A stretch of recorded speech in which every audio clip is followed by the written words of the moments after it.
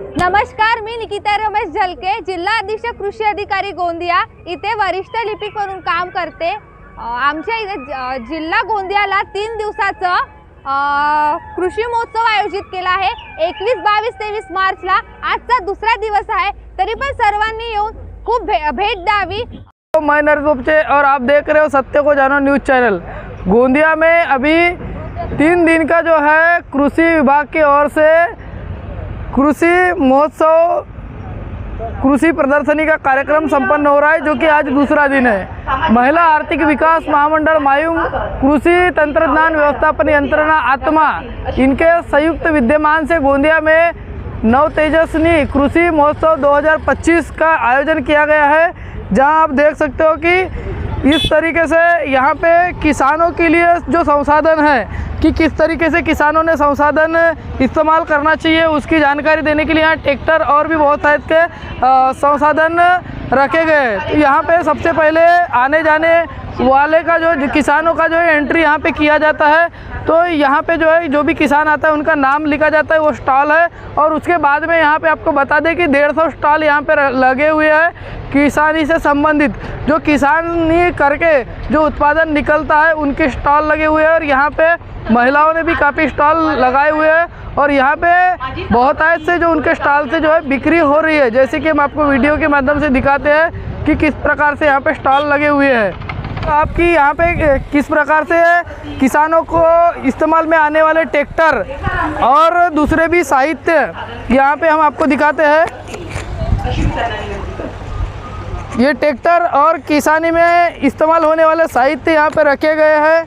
अब जैसे देख सकते हो कि नए नए तंत्रज्ञान के नए नए शोध लगाते हुए कीचड़ करने की मशीन और भी प्रकार की मशीनें यहाँ पे लाई गई है, जो किसानी के काम में आती है। धान काटने की मशीन है और भी यहाँ पे कीचड़ करने की मशीन है। और आगे अगर हम देखते हैं तो सोलर सिस्टम से पानी देने का साधन भी यहाँ पे है।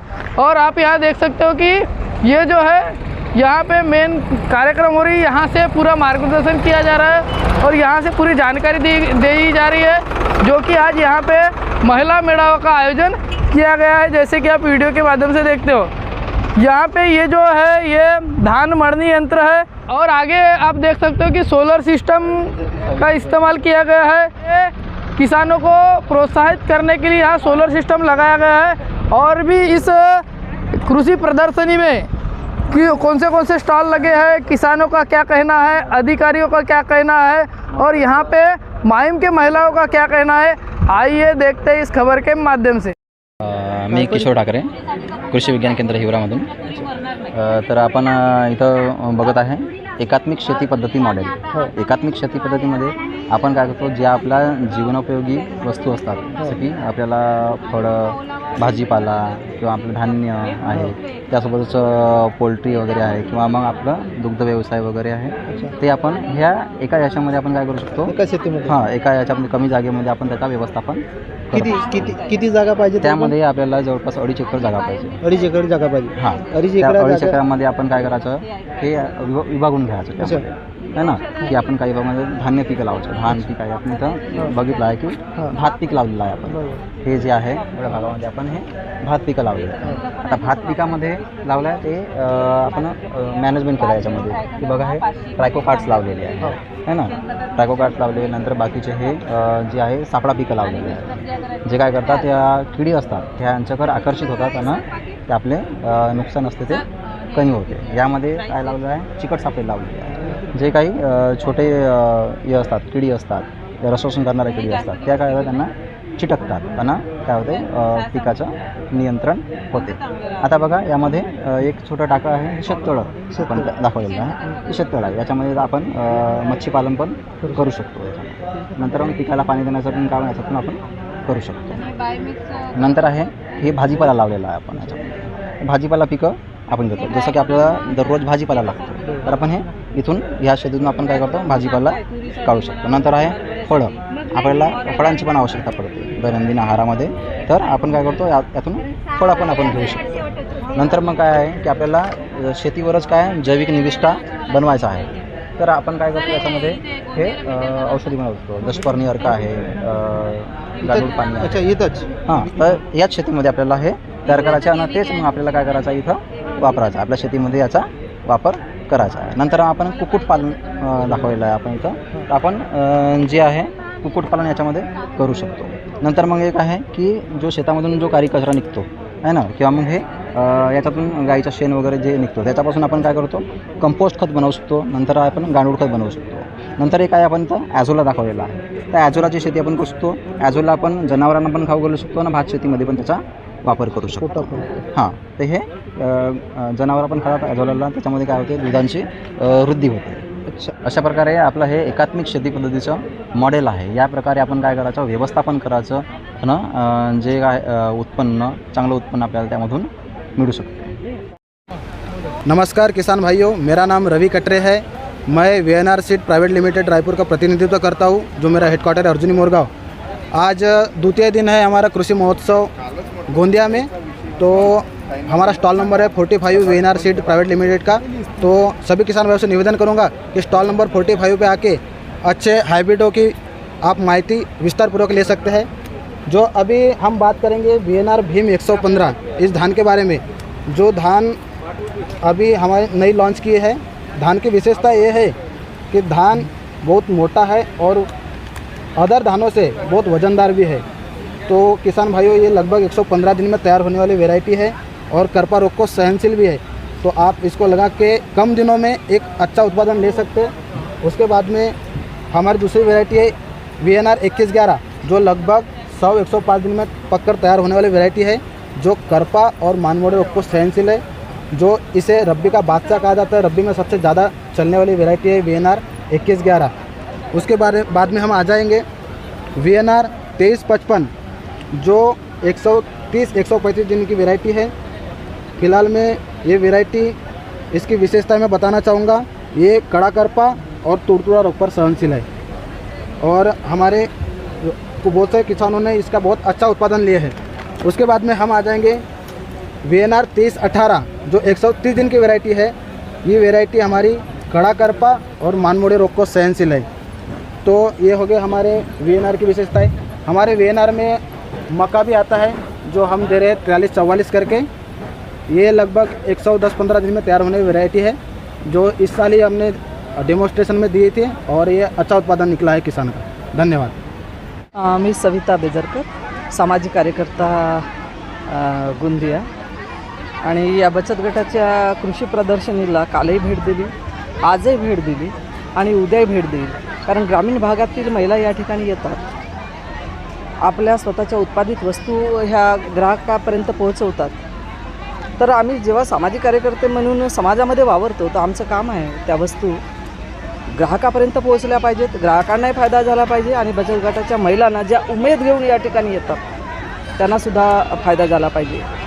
माविमचे जे महिला बचत गट आहेत त्यांच्या कार्यक्रमात मी अनेक वर्षापासून 20-1 वर्षापासून जाते. कृषी प्रदर्शनीच्याही अनेक मेळाव्यात मी भेट दिली आणि याच्यात प्रचंड गर्दी. म्हणजे जरी हा मेळावा गावाच्या बाहेर जरी असला आणि उन्हाचा प्रचंड तडाखा असला तरी इथली गर्दी काही कमी झालेली नाही आहे. आणि लोक आवडीने, शहरातले लोक ह्या अशा वस्तू फार आवडीने घेतात, साठवणूक करतात. मी कशाला काल उडदाची डाळ 10 किलो या ठिकाणावरून घेतली. पापड आहेत, तिखट आहे, हळद आहे आणि कुठं काय मिळतात सगळ्याचे नंबर घेतली. म्हणजे मला जेव्हा जेव्हा किंवा माझ्यासारख्यांना अनेकांना जेव्हा जेव्हा ही गरज भासेल त्यापर्यंत त्या वस्तू मला देता आल्या पाहिजेत, पोहोचवता आल्या पाहिजेत आणि त्यांच्याही दालनात 2 पैसे मिळाले पाहिजेत आणि आपल्या ग्राहकांना, आपल्याही लोकांना एक सेवा मिळाली पाहिजे. ह्या हेतूनं या बचत गटाच्या मेळाव्यामध्ये मी आलेली आहे. सर्वांना नमस्कार. माझं नाव सुप्रिया नोखवरे आहे. मी महिला आर्थिक विकास महामंडळ माविम गोंदिया तसेच प्रयास लोकसंचालित साधन केंद्र अर्जुनी यामधून माझ्या गटाचं नाव आहे विश्वास स्वयंसहायता महिला बचत गट. ह्या माविममुळे आम्हाला खूप म्हणजे जेव्हापासून आम्ही ह्या माविममध्ये जुळलो तेव्हापासून आम्हाला खूप यांच्यापासून खूप मदत होते आणि प्रत्येक स्त्रियांना आपल्या पायावर उभे होण्याची संधी मिळते. इथं स्टॉल लावला आहे कृषी महोत्सव म्हणून. हे 3 दिवसाचं प्रदर्शनी आहे. इथं आम्ही 2 वर्ष झाले स्टॉल लावतो आणि खूप लोक येऊनसुद्धा जातात आणि बघूनही जातात. माझा स्टॉल आहे सॅनिटरी पॅड्सचा. मी गर्भाशय कॅन्सरवर माहिती देते महिलांना आणि त्यांना अवेअरनेस करते की त्यांनी कसं काय त्याचा उपयोग करायला पाहिजे. मार्केटमधल्या पॅडमुळे त्यांना खूप त्रास होतो, इचिंगचा प्रॉब्लेम होतो, जे खूप अन्य प्रॉब्लेम आहेत त्यांना ते प्रॉब्लेम होतात. पण मी ज्यांना ते सॅनिटरी पॅड अवेलेबल करून देते त्यांच्या माध्यमातून त्यांना 6 महिन्यामध्ये खूप चांगला रिझल्ट मिळतो. असेच सर्व महिलांनी करावं अशी माझी सर्वांना विनंती आहे की आता आपण मागे राहिलेलो नाही, आम्ही पुरुषांच्या सोबत खांद्याला खांदा मिळवून चालतो, म्हणून कोणतीच महिला मागे राहू नये अशीच माझी इच्छा आहे सर. आणि जे पण इथं खूप कालपासून आम्ही स्टॉल लावला तर खूप महिला पुरुष येऊन जातात आणि खूप म्हणजे त्यांच्याकडून प्रोत्साहन खूप मिळत आहे की अजून काहीतरी स्त्रियांनी अजून पुढच्या वर्षी अजून जास्तीत जास्त स्टॉल लागायला पाहिजे. आणि इथं खूप प्रत्येक वस्तू मिळतील तुम्हाला, ज्या ज्या स्टॉलवर गेलं तर त्या प्रत्येक वस्तू मिळतील. मी प्रदीप कुकडकर, संनियंत्रण अधिकारी महिला आर्थिक विकास महामंडळ गोंदिया.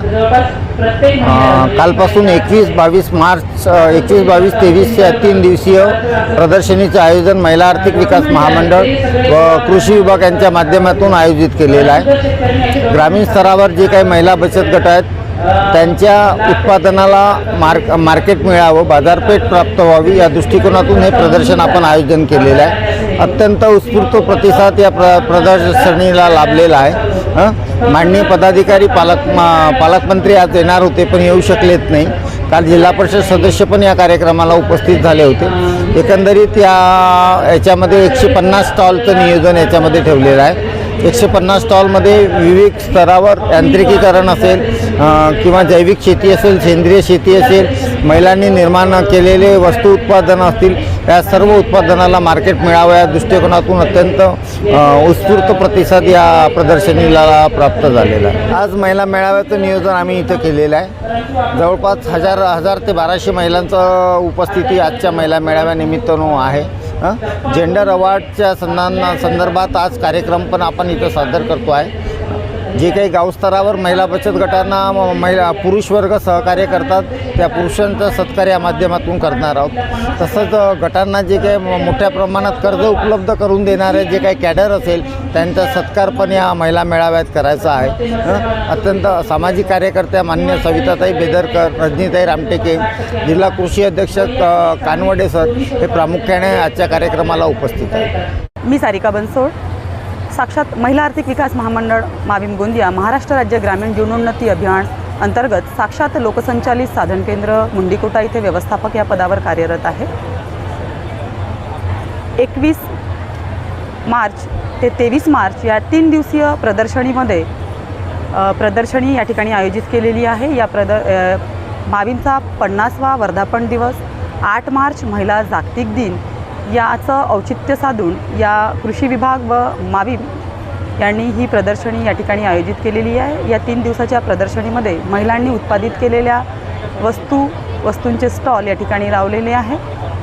त्याचबरोबर या 3 दिवसांमध्ये वेगवेगळे उपक्रम आपण या ठिकाणी राबवत आहोत. मी एकनाथ हत्तीमारे, कोटरा ग्रामपंचायत सालेकसा तालुक्यावरून इथं कृषी प्रदर्शनीला भेट देण्यासाठी आलेलं.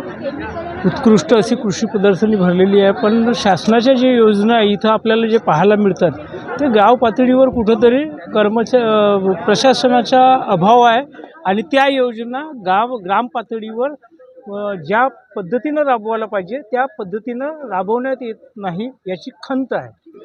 पण इथं जे काही आपल्याला सामुग्री आहे हे आहे ते आपण ज्या शासनाची योजना, आता ते सोलर पंप लावा म्हणून शासनाची योजना आहे. आता सोलर पंपची आम्ही ना ठिबक सिंचनची आहे.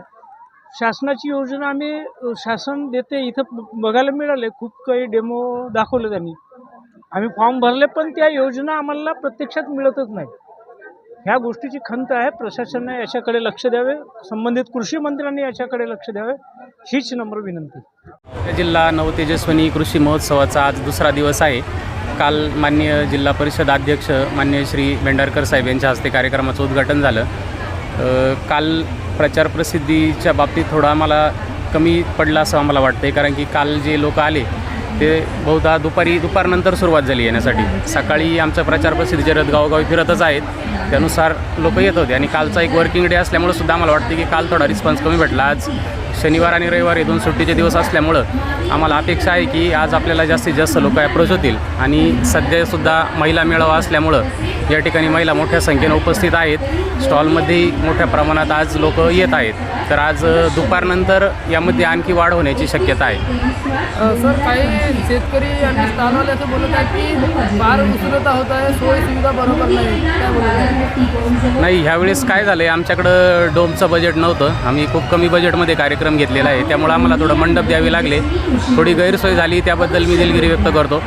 परंतु कार्यक्रम घेणंही सुद्धा आपल्याला तेवढंच महत्त्वाचं होतं, कारण की हे नवनवीन तंत्रज्ञान आपल्याला शेतकऱ्यांपर्यंत पोहोचवायचं आहे। विविध बचत गटांचे या ठिकाणी विक्रीचे स्टॉल आहेत, सोयीसुविधा कुणाच्या काही असतील अडचणीत आम्ही ते पर्सनली जाऊन त्यांच्या सोडवतो।